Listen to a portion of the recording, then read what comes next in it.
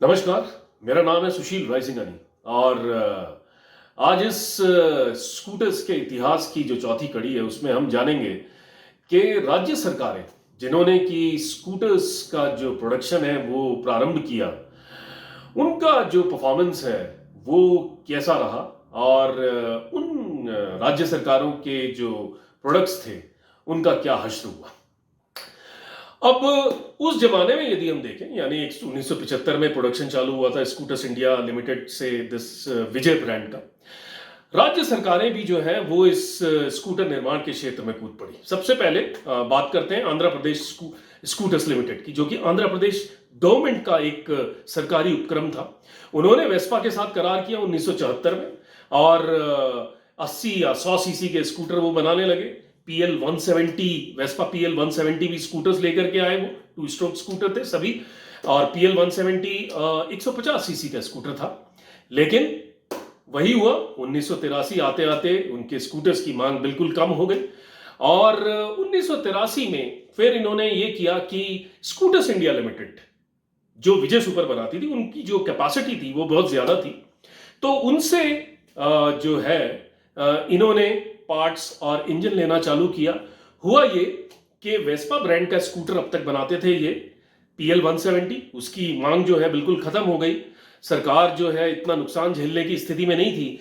ऐसे में ऑलविन करके एक कंपनी थी जो कि उस जमाने में फ्रिज भी बनाया करती थी और उन्होंने जो है ये फैक्ट्री आंध्र प्रदेश सरकार से खरीद ली और ऑलविन पुष्पक ब्रांड नेम से जो है वो स्कूटर का निर्माण चालू किया। स्कूटर की तमाम जो चीजें थी वो ली जाती थी स्कूटर्स इंडिया से।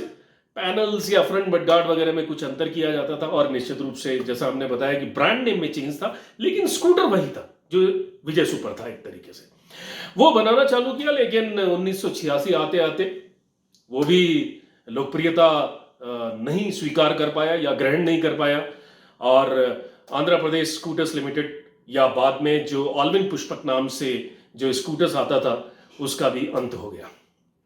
एक और राज्य सरकार गुजरात, उन्होंने जो है गिरनार स्कूटर का निर्माण चालू किया। अहमदाबाद के बाजू में उनकी फैक्ट्री थी। वेस्पा के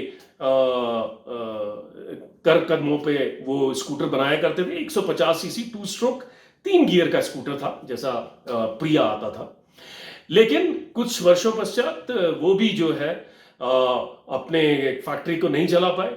पूरा का पूरा प्लांट जो है 1983-84 के आसपास गुजरात नर्मदा फर्टिलाइजर्स, जो कि एक प्राइवेट कंपनी थी, उन्होंने खरीद लिया और उन्होंने जो है भरूच के पास वही पूरा का पूरा प्लांट जो अहमदाबाद के बाजू से लेकर के भरूच ले गए। वहां पे इन्होंने जो है इस स्कूटर का निर्माण चालू किया। लेकिन गुजरात नर्मदा फर्टिलाइजर्स, जो कि नर्मदा प्रिंस नाम से जो स्कूटर बनाने लगी, वो भी इस कंपनी को चला नहीं सकी और लगभग 1990 आते आते ये जो नर्मदा प्रिंस करके जो ब्रांड नेम था और उससे पहले जो गुजरात गवर्नमेंट चला रही थी गिरनार, उनका अंत हो गया। एक और राज्य सरकार राजस्थान सरकार, वो भी जो है अरावली स्कूटर ब्रांड नेम से जो है अलवर में एक स्कूटर बनाया करती थी और जो स्कूटर्स इंडिया लिमिटेड है उनसे तमाम चीजें लेकर के और थोड़ा बहुत परिवर्तन करके अपने प्लांट में बनाती थी अलवर में। उनका भी जो हश्र है वो यही हुआ और 1985-86 आते आते उन्होंने जो वो प्लांट था अलवर में वो बेच दिया एक और कंपनी को, जो कि फ्रिज बनाने में काफी माहिर थी उस जमाने में, Kelvinator of India limited. Kelvinator ने अपना ब्रांड नेम चेंज किया और अवंती नाम से वो स्कूटर, वही स्कूटर कुछ बाहरी परिवर्तन करके पैनल्स में या फ्रंट मड गार्ड में वो लेकर के आए। लेकिन 1990 आते आते वो भी इसे जो है सक्सेस नहीं बना पाए। एक तरीके से कह सकते हैं कि तब तक जो है इंडो जापानीज मोटरसाइकिल्स आ चुकी थी, इधर से LML आ गया था। बजाज निश्चित रूप से अपने पूरे फुल फॉर्म में था और बजाज ने एक नई फैक्ट्री भी लगा ली थी, तो उनका प्रोडक्शन जो है काफी हद तक बढ़ चुका था। उस प्रतिस्पर्धा को ये कंपनीज नहीं झेल पाई और अवंती स्कूटर का भी जो है वहां पे अंत हो गया। इसके अलावा यदि हम देखें तो कर्नाटका सरकार, वो भी स्कूटर्स इंडिया लिमिटेड से जो है इंजन और तमाम पुर्जे लेकर के और असेंबल किया करती थी और फैल्कन नाम से उनका स्कूटर्स आता था। लेकिन वो भी ज़्यादा समय नहीं चला और उसका भी अंत हो गया। उसके बाद वेस्ट बंगाल सरकार, उन्होंने भी स्कूटर्स इंडिया से जो है ये स्पेयर पार्ट या किट्स लेकर के स्कूटर्स बनाना चालू किया। दिग्विजय ब्रांड नेम से उनका स्कूटर आता था, लेकिन शायद वो प्रकाश भी नहीं देख पाया और उसका भी अंत हो गया। पंजाब सरकार जो है वो भी केसरी नाम से एक स्कूटर बनाया करती थी। वापस तमाम जो पुर्जे हैं वो स्कूटर्स इंडिया से लिया करती थी, लेकिन उसके बारे में भी शायद बहुत कम लोगों को मालूम है। तो इस तरीके से यदि आप देखें तो इतनी सारी राज्य सरकारें और केंद्र सरकार स्वयं स्कूटर्स निर्माण के क्षेत्र में आ गए। लेकिन यदि हम देखें तो 1990 से पहले ही, यानी 10 से 15 साल के अंदर अंदर ये तमाम जो स्कूटर्स थे वो बिल्कुल प्रतिस्पर्धा को झेल नहीं पाए और बंद हो गए। हो सकता है 2-3 कारण रहे हों। एक तो सरकारी उपक्रम थे, तो जो अकाउंटेबिलिटी रहती है वो थोड़ी सी मिक्सअप हो जाती है।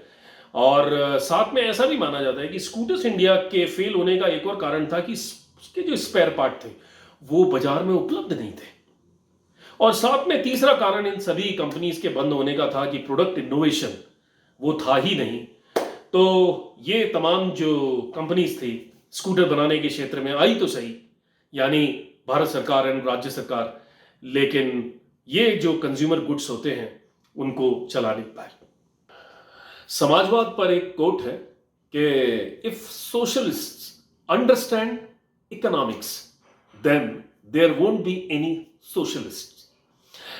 तो इसी के साथ आज इस कड़ी में इतना ही, और अगली कड़ी में हम बात करेंगे एक फ्रेश जो हवा आई स्कूटर के क्षेत्र में भारत में, काइनेटिक होंडा या एलएमएल के रूप में उन्होंने किस तरीके से स्कूटर के जो मार्केट है उसको प्रभावित किया और परिवर्तित किया और क्या क्या चेंजेस आए, उसके बारे में बात करेंगे अगली कड़ी में।